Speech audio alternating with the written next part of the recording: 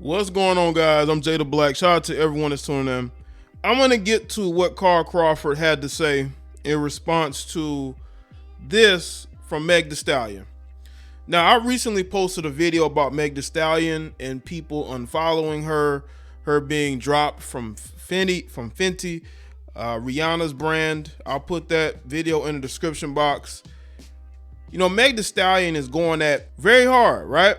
She's going after Carl Crawford, but she has not responded to being dropped from Fenty. But she is going at Carl Crawford. Now, we know that Meg has a lot going on. This case with Tory Lanez is going to reveal a lot. Probably the fact that she's probably been lying. But she's still in this drama with Carl Crawford. I haven't spoken about Carl Crawford in a while.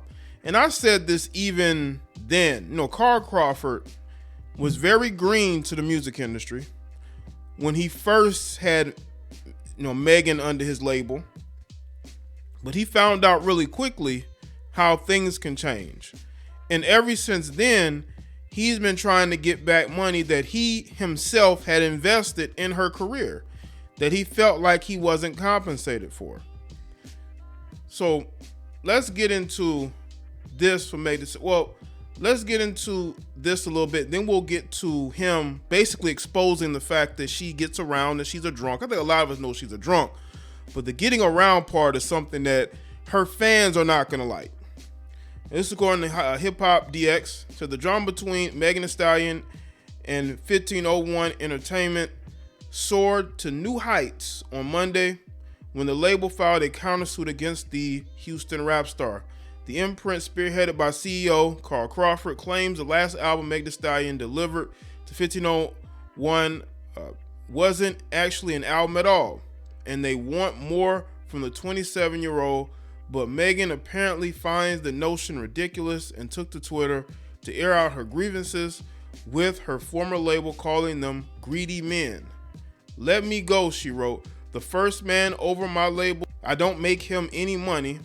Now he countersuing, trying to keep me on his label because he wants to make more money. LOL, if I ain't making you no money, why not just drop me? My lawyers asked me for an expense report.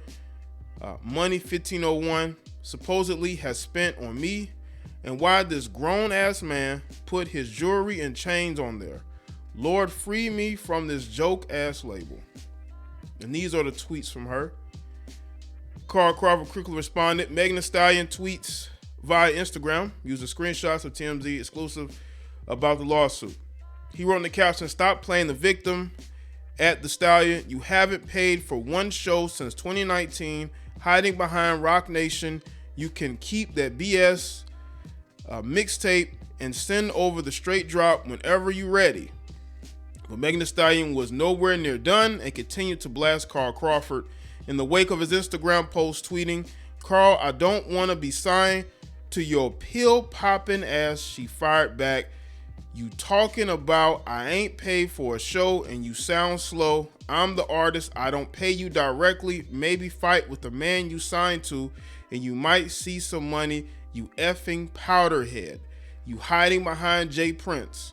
Carl, you got a whole contract with 300 and talking to me like I got your effing money. You are attacking me. Why? Because you want to be famous, not rich. Ask Kevin Liles where your money at, stupid." Carl Crawford responded, because this is just her just going off. Carl Crawford responded by saying this. "Hey, y'all believe that BS all y'all want to. I ain't got Twitter fingers, so I'm not about," and this according to DJ Academics, this was on his Instagram. "I ain't about to type shit all day, but I promise everything said about me about that matter is a lie. The truth will be out soon enough.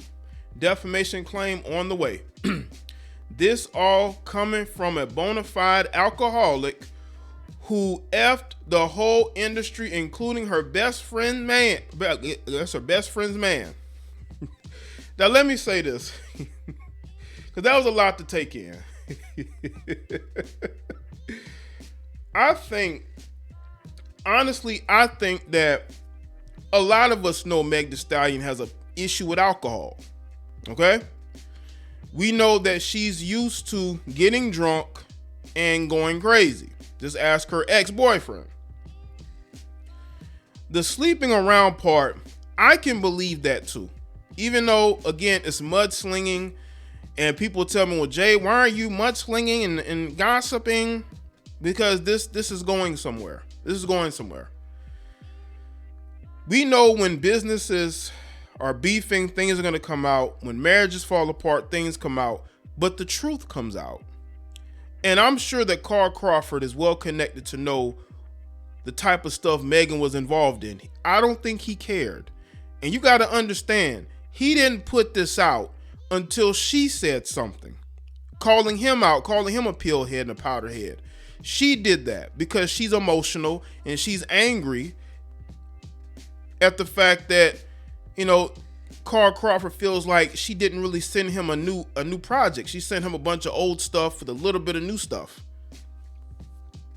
So her being put out there is effing the industry. I can believe that. I mean, didn't she try to take Tory from her own best friend? We all seen that in 4K. She was rolling around the couch with G-Eazy, who, by the way, had a girlfriend at the time. She's dated rappers in the industry. So I don't think that Megan Thee Stallion is above not sleeping within the industry. I don't think Megan can control herself. I truly don't. I think when Megan sees somebody that she wants, she goes after them. Doesn't matter if he has a girlfriend. That don't matter. If she sees somebody she wants, she goes after them. And there are females in the industry that will tell you every chance they get, I don't sleep around, I'm not doing this. Look at Lotto. You got Lotto, who nobody cares about musically, talking about how there are men that want to sleep with her to clear songs, right? People thought it was Kodak Black, but Kodak like, man, that ain't me. Because Lotto's probably lying. Okay? She's probably lying. Just to get some attention. Because that's what these chicks will do. They will lie to get attention. In this whole situation, I think Megan has done what she's wanted to do. She wanted to leave 1501. Even though they did invest a lot in her career, she didn't care. She wanted to go to Roc Nation. She wanted to go to the label, Jay-Z, Beyonce. She wanted to go there, Rihanna, all of them, right? But as we've seen, everything is starting to crumble around her. And she's lashing out at Carl Crawford when she has other issues that are really getting to her, and that's Megan Thee Stallion herself. She is her own worst enemy. She's her own worst enemy. And people are going to be angry with Carl for bringing this out. But we cannot, under any circumstances, let people forget the fact that he's dealing with somebody like Megan, who herself does not have the best morality. She does not have the best morality. She claims that 1501 is trying to keep her hostage in this deal. 1501, what it seems like they wanted a brand new project from her, and that's all she had to do. But see, the thing is that Megan Thee Stallion doesn't work. Megan Thee Stallion is not going to be in the studio like that. She's too busy twerking on Instagram or doing, endorsement deals, winning awards for what? I have no idea. Okay, she's too busy doing that. What's really ironic about this whole situation is that Megan Thee Stallion is claiming that Carl Crawford wants to be famous, but instead of he wants to be famous and not rich. We could say the same thing about Meg Thee Stallion. I think Meg Thee Stallion wants to be famous. She doesn't necessarily wants to be the best artist. Like, she doesn't have the drive to be the best female rapper out there. She just cares about being famous. She just cares about being attractive to men, being able to twerk and shake her assets for men. That's all she cares about. So the irony of her talking about how Carl Crawford wants to be famous, right? But she's the one that wants to be famous. Carl Crawford wants to make money. He wants to make money. He's been famous. The dude played in played in the MLB for years. He made millions playing baseball. He's already been famous. Now he wants a return on his investment. But Megan, on the other hand, Megan wants to be famous. She doesn't necessarily want to be a successful female rapper, because she could have went into the studio, recorded a bunch of new material, or material she may have been recording but never really used, right? And just sent that to him, instead of sending him what Carl feels like was just a bunch of already used material, or, you know, stuff that she's lazily put together, you know, just to give him. And he feels like that's not good enough. Now, again, that's on them, the business part of it. That's for them to sort of fix. I'm not here to speak on what they should do what she should send him musically, but obviously it's not good enough of a project he feels like he can make money on. But again, she was under his label. But again, when you were green to the industry, I think he's smartened himself up over the years. You know, hopefully he's smartened himself up to better business practices with his artists, and understanding your artists, and understanding that, you know, a lot of times they're looking for a way out, and you have to figure out a way to maximize their opportunities to earn, to where they're not looking to just jump ship immediately. But Megan was going to do that anyway, because like I said, Megan wants to be around Jay-Z and those guys at Rock Nation, the spin masters themselves, but they haven't been able to spin themselves out of too much, seems like. Honestly, I can believe that Meg gets around. She's made so many moves to show that she does that. She's going after the men of other women, and she's dated within the industry, but you know, he would know more than me. That's what I would say. And she hasn't denied it either.